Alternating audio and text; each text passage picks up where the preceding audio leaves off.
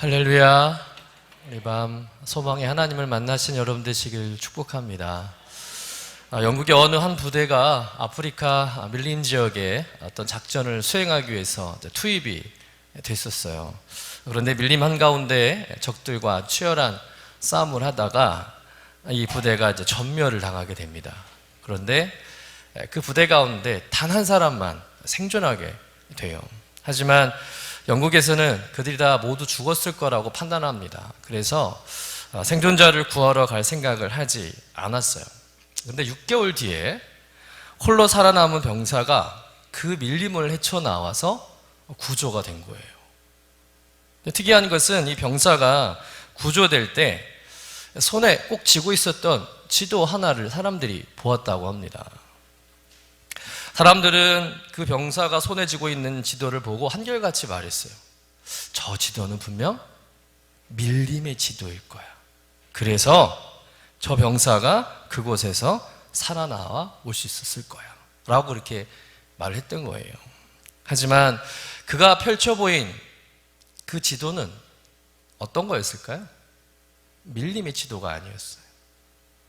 그 손에 쥐고 있었던 그 지도는 바로 영국 지하철 지도라고 합니다. 무슨 이야기일까요?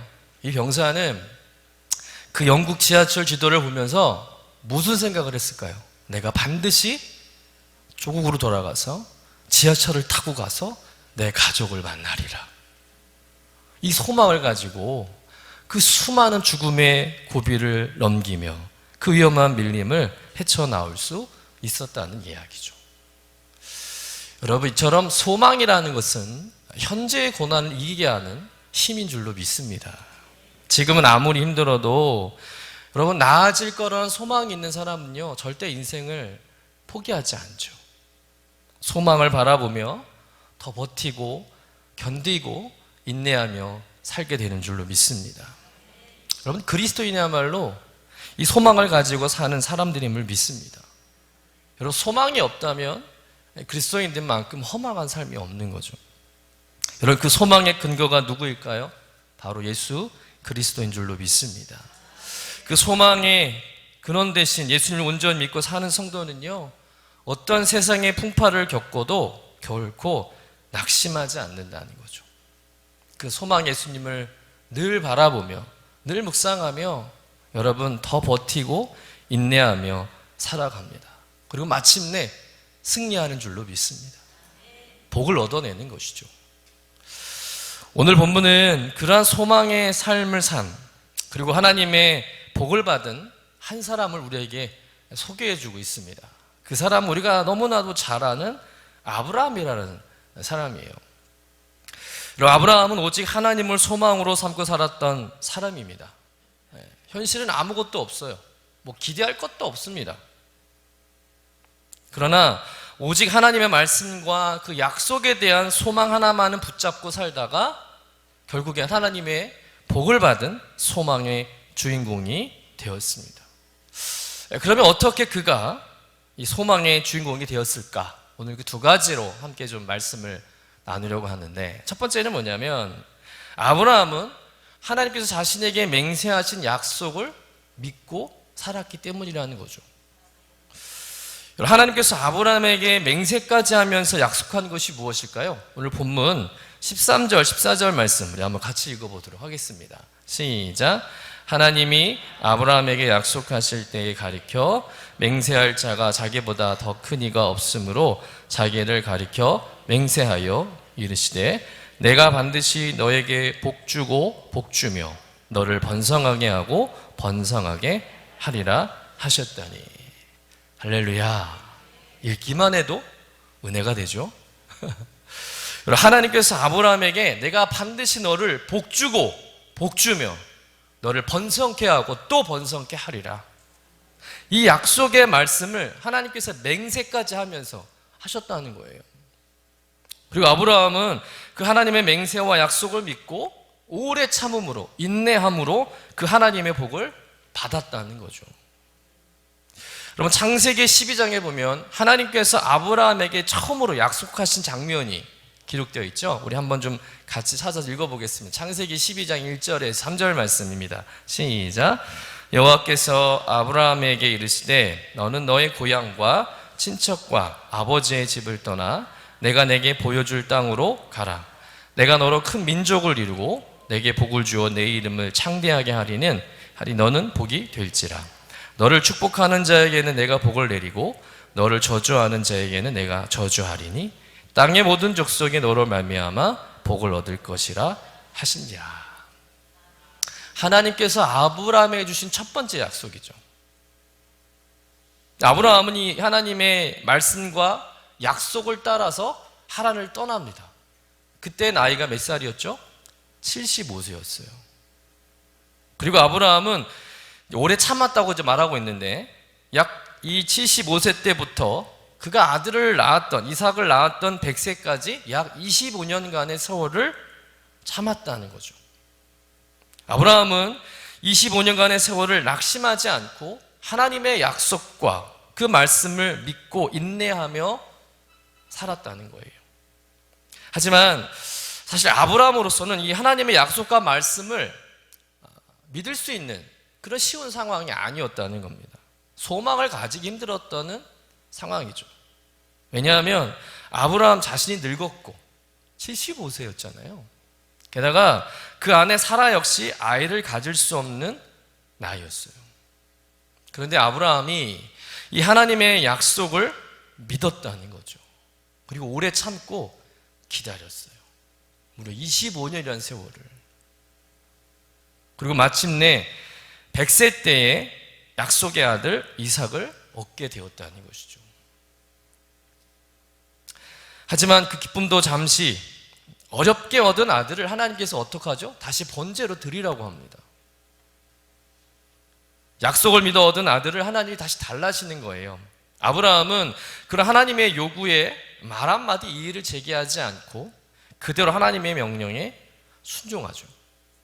그렇게 아브라함이 자기 아들 이삭을 번제를 드리려 이제 아들 이삭의 목에 칼을 내려 꽂는 그 순간에 하나님께서 급하게 아브라함을 불러서 멈추게 하십니다.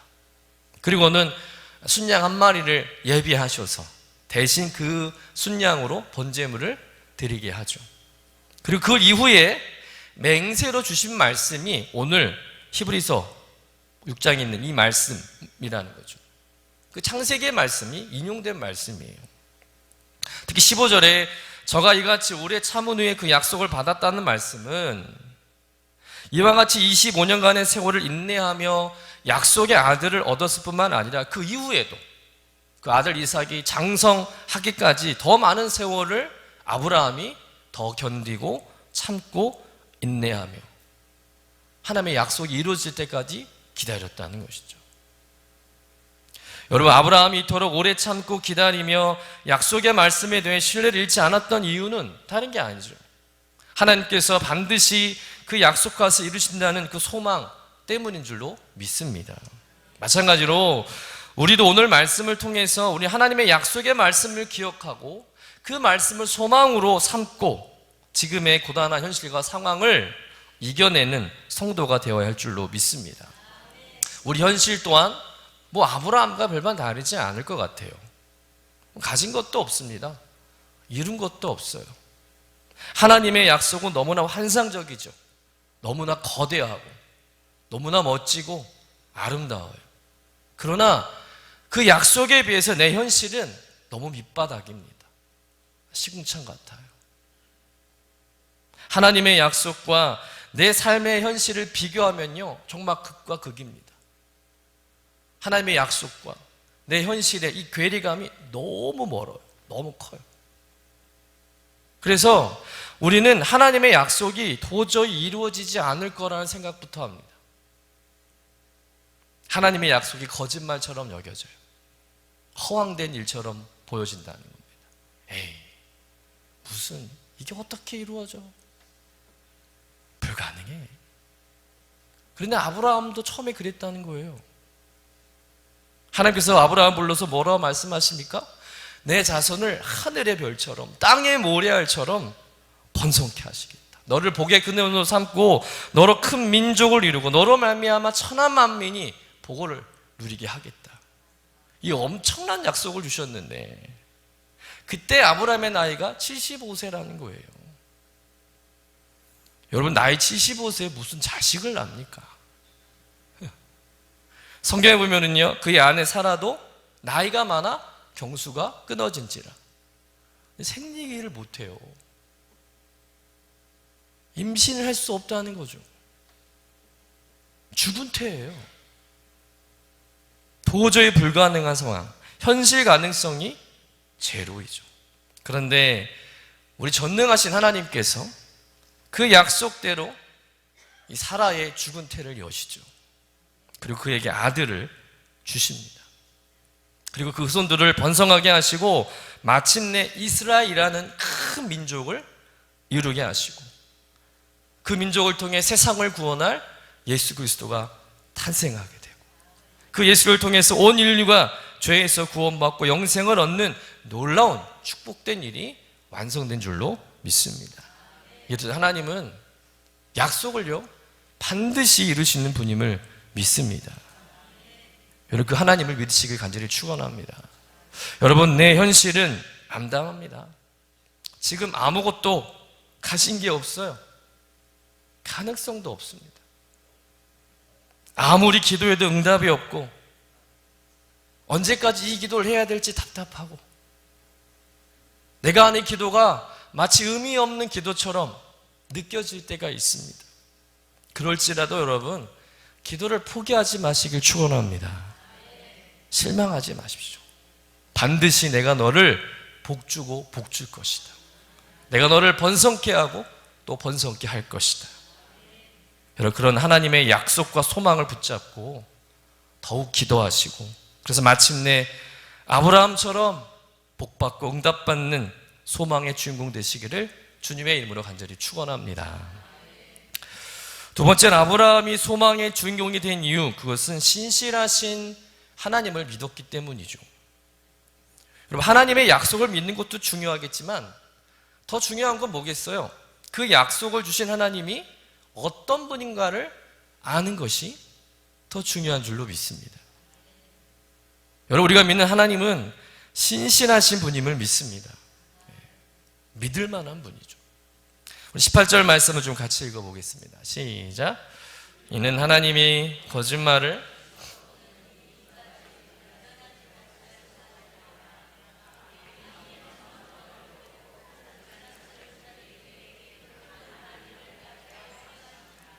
아멘. 여러분, 아브라함이 알고 있는 하나님은 어떤 하나님일까요? 첫째는 거짓말을 하지 않는 하나님. 두 번째는 약속과 맹세는 반드시 지키시는 분이라는 거. 이 두 가지 사실은 변하지 않는 진리라는 거예요. 그래서 오늘 우리에게 큰 위로가 된다는 거죠. 혹시 여러분, 하나님이 나한테 거짓말을 한 적이 있다 경험하신 분 계십니까? 없으시죠?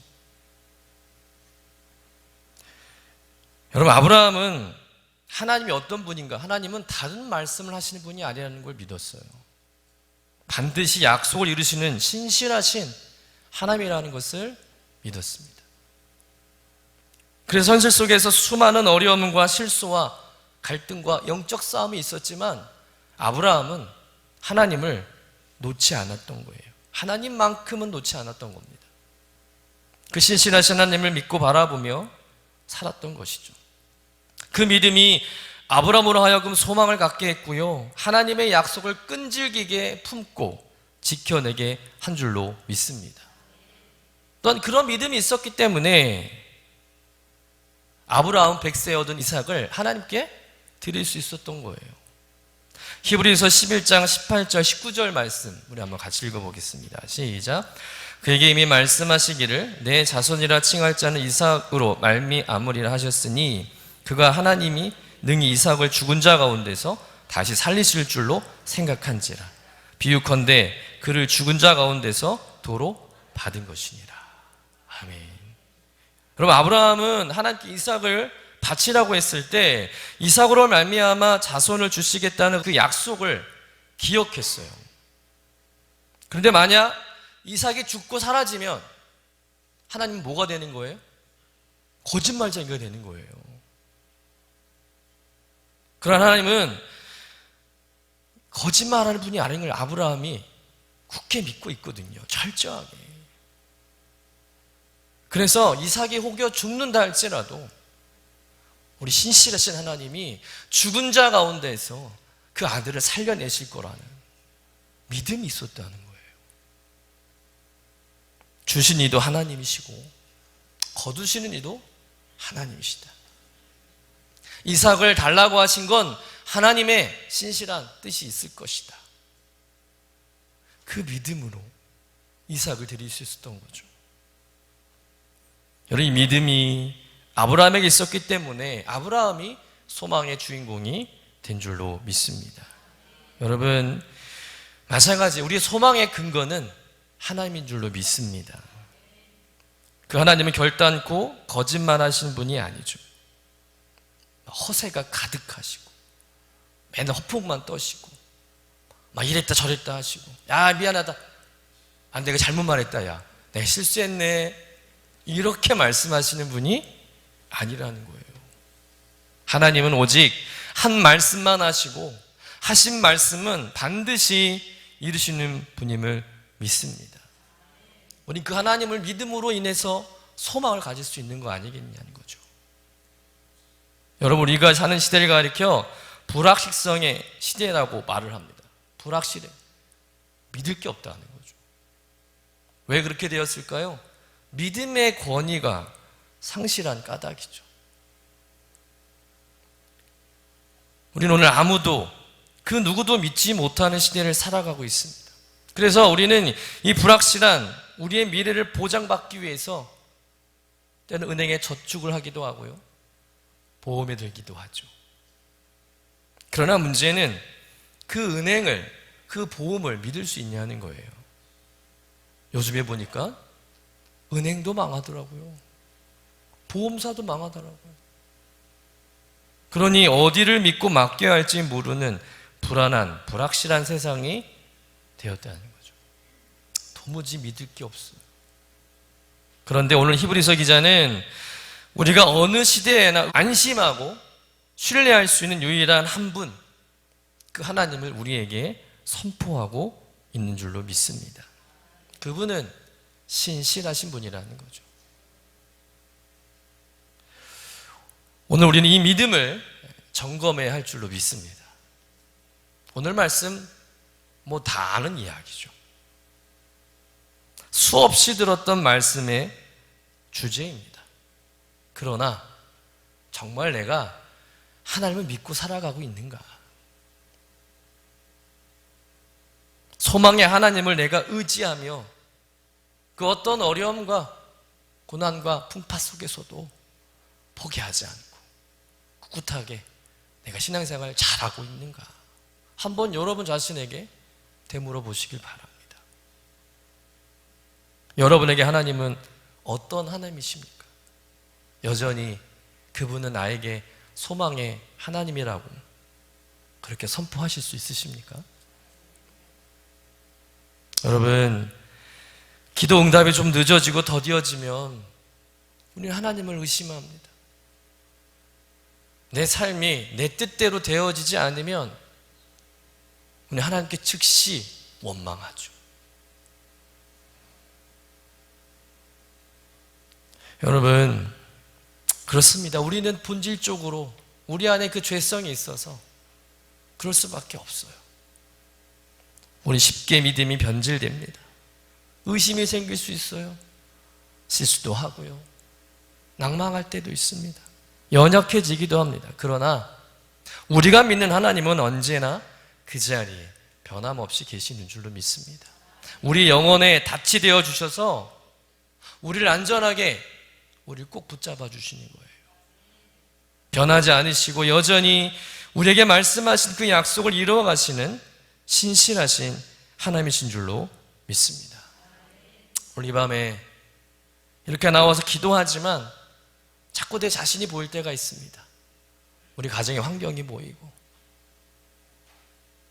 사람이 보일 때가 있어요. 그러면 또다시 무너집니다. 또 의심하고 또 실망하고. 그러나 신실하신 하나님을 바라보면, 소망의 하나님을 생각하면 우린 다시 일어서게 될 줄로 믿습니다. 무너진 건물 더미 속에서도, 전쟁의 폐허 속에서도, 가난한 현실에서도, 계속된 취업의 고배 속에서도, 거듭되는 사업의 실패 속에서도, 암판정을 받고 시한부 인생을 살아가는 인생일지라도 약속을 지키시는 하나님, 소망의 하나님 붙잡고 사는 성도는 반드시 다시 일어나게 될 줄로 믿습니다. 여러분, 성도의 하나님을 붙잡는 소망은 절망을 이기는 가장 강력한 무기인 줄로 믿습니다. 오늘 이 밤 내 간절함을 아시고 내 그 기도 소리를 들으시고 기억하시는, 내가 반드시 너에게 복주고 복주며 너를 번성케 하고 번성케 하리라는 그 하나님의 약속의 말씀, 그 소망의 하나님을 붙잡고 여러분 그 하나님께 모든 것 쏟아내시며 기도하고 돌아가신 여러분들에게 축복합니다. 그래서 마침내 아브라함처럼 축복의 주인공, 소망의 주인공 되시기를 주님의 이름으로 간절히 축원합니다. 기도하겠습니다.